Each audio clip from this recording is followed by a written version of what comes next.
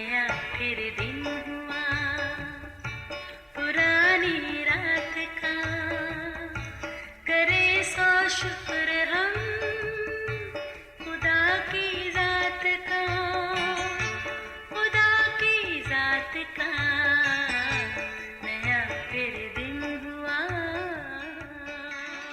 आज की आयत, ऐ इंसान उसने तुझ पर नेकी जाहिर कर दी है।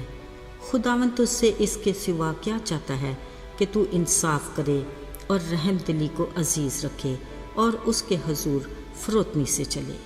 मीका 6 बाब 8वीं आयत। अजीज़ों, कभी कहा जाता था तन्हाई किसी सज़ा से कम नहीं, मगर अब साइंस टेक्नोलॉजी ने इंसान की तन्हाई का हल बड़े ही खूबसूरत अंदाज में तलाश कर लिया और उसे एक ऐसा साथी अता किया जो दिन रात उसे तन्हा नहीं छोड़ता।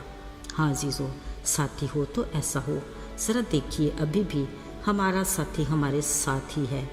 हम सोचेंगे कौन सा साथी, शायद हमारे हाथ में या हमारे आसपास। जी जनाब, बिल्कुल ठीक, हमारा सेल फ़ोन हमारा बेहतरीन साथी। कुछ भी हो जाए, हमें अपने सेल फ़ोन की जुदाई एक पल भी गवारा नहीं। रात गए तक भी हमारा साथी हमारे ही संग। हाँ, कुछ सोते जागते में जब तक हमारे मुंह पर आकर गिर न जाए, हम अपने साथी को छोड़ते नहीं।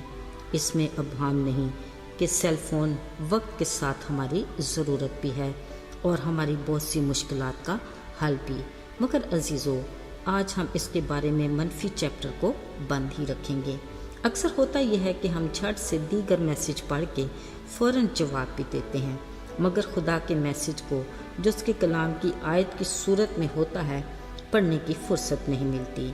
बहरहाल हर पल खुदा के रहम के तलबगार हों और उसकी बरक़ात की आरज़ू रखें। अजीज़ों, चंद रोज़ कबल मेरे साथी सेल फ़ोन के व्हाट्सएप पर एक मैसेज आया। जल्दी से पढ़ा। लिखा था, तलाशे गुमशुदा। बेइख्तियार मुँह से निकला, खुदा खैर करे, कौन गुम हो गया।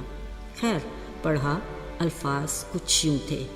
इंतहाई अफसोस के साथ ये इत्तला दी जाती है कि खलूस कहीं गुम हो गया है। बस घर में मौजूद खुद गर्जी के साथ अनबन हुई तो नाराज़ होकर कहीं चला गया। गुमान है कि इंसानों की भीड़ के हजूम ने कहीं उसे छुपा दिया है। खलूस के साथी अखुवत और हुब्बुल वतनी उसके बिना परेशान हाल बैठे हैं। खलूस के दीगर साथी मोहब्बत और मेहरबानी उसकी तलाश में मारे मारे फिर तो रहे हैं, मगर अब तक उसका कहीं अता पता नहीं।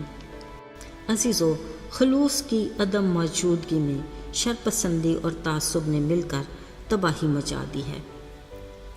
मारे गम के शराफत और हया तो चल बसी हैं, उधर इंसाफ रो रो कर अंधा हो गया है।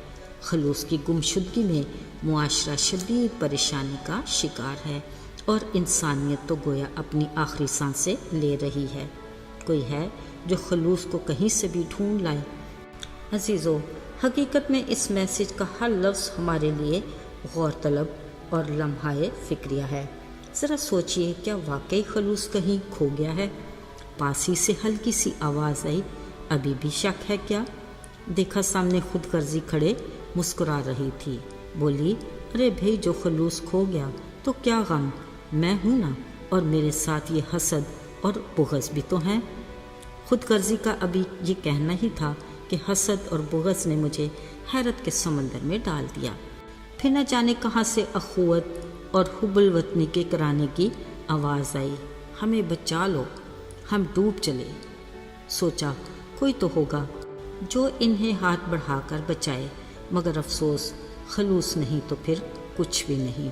अजीज़ों, ज़िंदगी के दीगर शोबों को तो एक तरफ रखें, दूसरी तरफ जिस वतन में हम आज़ादी से सांस ले रहे हैं, उस धरती माँ के लिए एक पल को सोचते हैं कि इसकी तामीर और तरक्की, खुशी और खुशहाली में मेरा क्या किरदार है। कहीं ऐसा तो नहीं कि हमारा जोश और जज्बा फ़कत वतन के नगमों, तरानों और कौमी त्यौहारों तक ही महदूद है, जबकि हुब्बुल वतनी का तकाजा तो ये है कि हम अपने कौमी हकूक़ से इस्तिफ़ादा तो करें, मगर अपने फ़राइज़ से भी मुँह न मोड़ें। अज़ीज़ों, ज़रा याद करें ابتدائی خدا کی بستی کو جہاں شیر اور بکری ایک ہی جگہ رہتے تھے اور وہاں کے مکین آدم اور حوا خدا کی نعمتوں سے لطف اندوز ہوتے، ٹھنڈی میٹھی ندیوں سے پانی پیتے اور تازہ کھلی ہوا میں سانس لیتے تھے، مگر جب گناہ کی آندھی چلی تو سب کچھ تہس نہس ہو گیا۔ اب کسی حال میں بھی خدا کی بستی ویسی نہیں رہی۔ یہاں پر شر پسندی، تعصب سر عام دھندناتا پھرتا ہے۔ آزاد خیالی کی انتہا دیکھیے کہ گھر کی چار دیواری سے شرافت اور حیا بلا جھجک باہر جھانکنے لگی ہیں، جس کے باعث انصاف شرم کے مارے اندھا ہی بن گیا ہے۔ معاشرہ انتشار کا شکار ہو کر گلی گلی پکارنے پر مجبور ہے کہ افسوس، نادانی میں میں نے بہت کچھ کھو دیا۔ یہ سچ ہے کہ جہاں ایک انسان کا دکھ اور مصیبت دوسرے انسان کے لیے تماشا بن جائے، وہاں بیچاری انسانیت خوف سے منہ چھپا لیتی ہے۔ عزیزو، ذرا یاد کریں، جب خدا نے بنی نوع انسان کو خلق کیا، اس نے ہمیں اپنی صورت اور شبیہ پر بنایا اور اپنی خوبیوں سے نوازا، یعنی محبت، معافی، رحم دلی، خلوص، تحمل اور خوشی۔ مگر گناہ کے باعث ہم میں بدی کے گلے سڑے پھل یعنی بغض، حسد، غصہ، تفرقے، شر پسندی، خود غرضی، تعصب اور حق تلفی بار بار ہوئے، جنہوں نے ہمارے باطن کو بدبودار اور ناپاک کر ڈالا۔ مگر شکر ہو اس مہربان اور رحیم پاک ذات خدا کا، جس نے بڑے فضل سے اپنے اکلوتے بیٹے یسوع کی جان کے کفارے اور اس کے لہو سے دھو کر ہمیں گناہوں سے پاک اور صاف کر کے اپنی رفاقت کے لائق بنایا۔ عزیزو، اب ہمارا خدا ہم سے کیا چاہتا ہے سوا اس کے کہ ہم انصاف کریں، رحم دلی کو عزیز رکھیں اور اس کے حضور فروتنی سے چلیں، تاکہ ہم اس کی نگاہ میں مقبول ہوں اور ہمیشہ کی زندگی کے وارث بنیں۔ آئیے دعا کریں۔ اے خداوند، ہم بڑی عاجزی سے تیرے حضور میں آتے ہیں، اپنے دلوں کو انڈیلتے اور اپنی نیت کو تیرے سامنے رکھتے ہیں۔ ہم سب جو تیرے حضور میں حاضر ہیں، ہمیں اپنی برکات سے نواز اور اپنے حضور سے ہمارے لیے تازگی کے دن لا۔ یسوع کے نام میں آمین۔